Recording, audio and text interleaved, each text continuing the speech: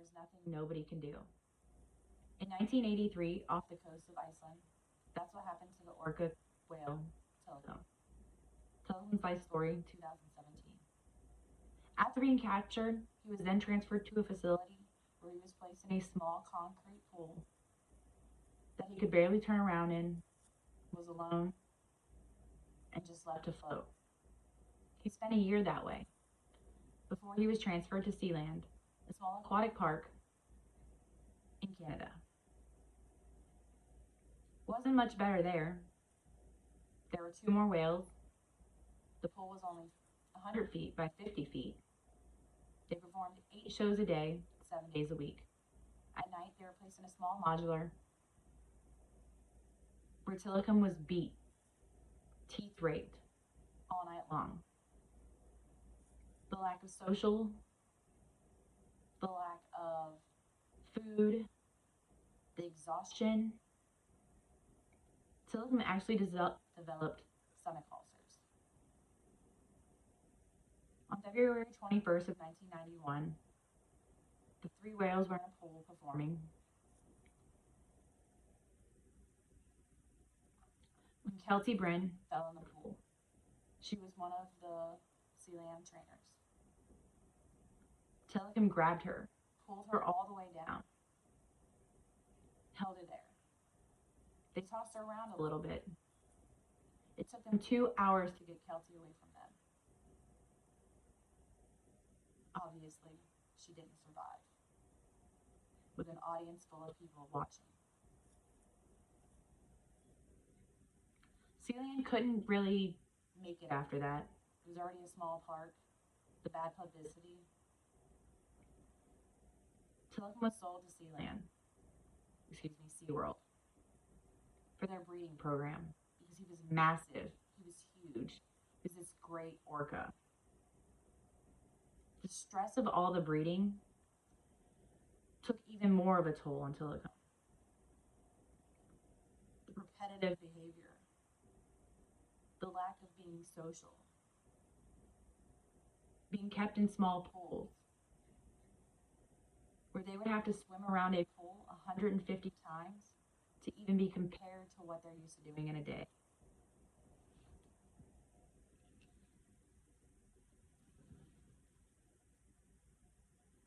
Tilikum is responsible for more than 50% of the captive whales at SeaWorld.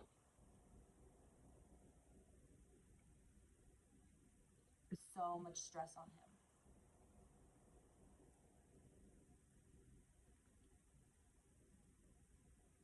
One day, security comes in, the trainers start coming in the morning. They notice something on Tilikum's back. It's a naked man. They can't get to him. Crazy thing is, Tilikum's in the breeding center. There's always trainers at night. There's always security. And SeaWorld also has cameras on him at all times, on all of the pools.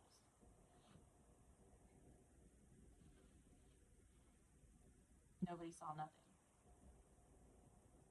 David Duke was dead. It took them hours to get him off him, as he swam around like he was proud of what he did. SeaWorld tried to spin it as he was a drug addict that snuck in to swim with orcas. Drug screenings proved there was no drugs in his system. He had contusions, abrasions, and multiple lacerations of the body, hemorrhaging of the brain, and his genitalia was bitten off. Orange County sheriffs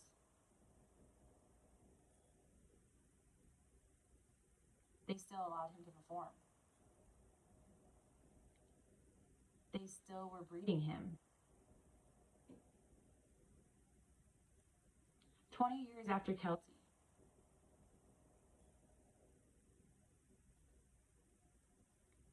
the whales are doing their normal show. Tilikum's still performing. Their top trainer, Dawn,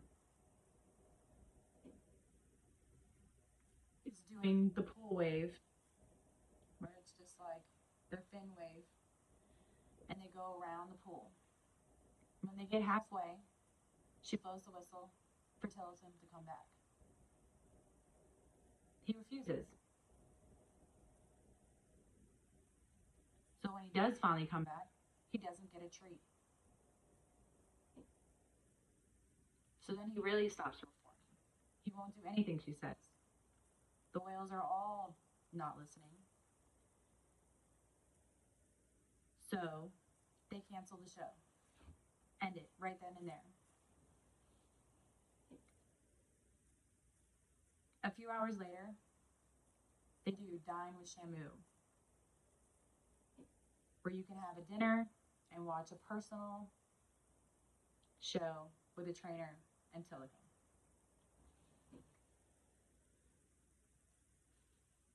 At this moment, he comes up on the side and she's laying there rubbing him. SeaWorld tried to say it was her ponytail, but multiple videos showed he snatched her up by the arm, dragged her down to the bottom of the pool.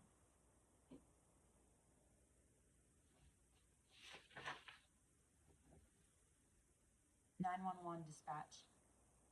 We actually have a trainer in the water with one of the whales that aren't supposed to be in the water with." Female caller from SeaWorld calls. There are multiple 911 calls. It took them 45 minutes to get Dawn away from him.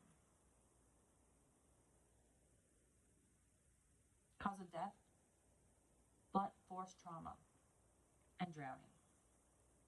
She had multiple broken bones, lacerations.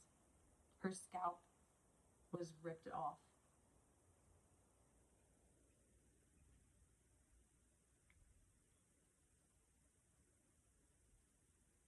That forced SeaWorld to have a lot of changes.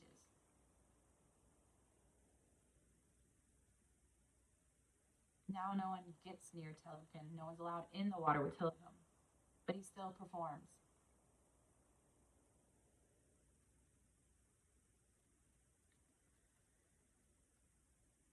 Most days he was spent in an isolation tank.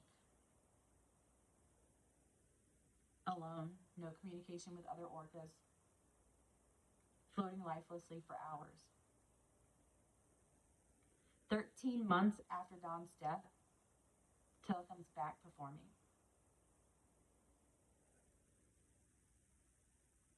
In 2017, Tomilson died of a bacterial pneumonia and massive infections.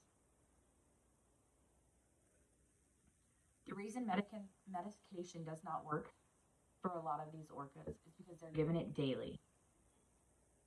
Because they're so depressed, they grind their teeth. So then they have to have all their teeth drilled out, and they have to hose them out daily. Because of the medication and the antibiotics, when they do get slightly sick, it turns into a massive infection because their body rejects the medicine because they're given it daily.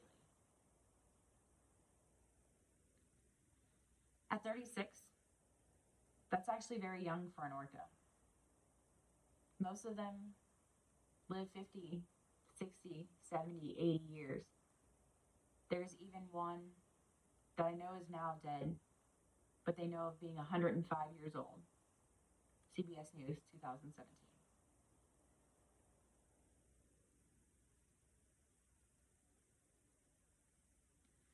What has come of Tomilson's death and Dawn's death is now SeaWorld is no longer breeding. San Diego has stopped all performances and only have them for educational purposes. Texas and Florida are supposed to be phasing them out also.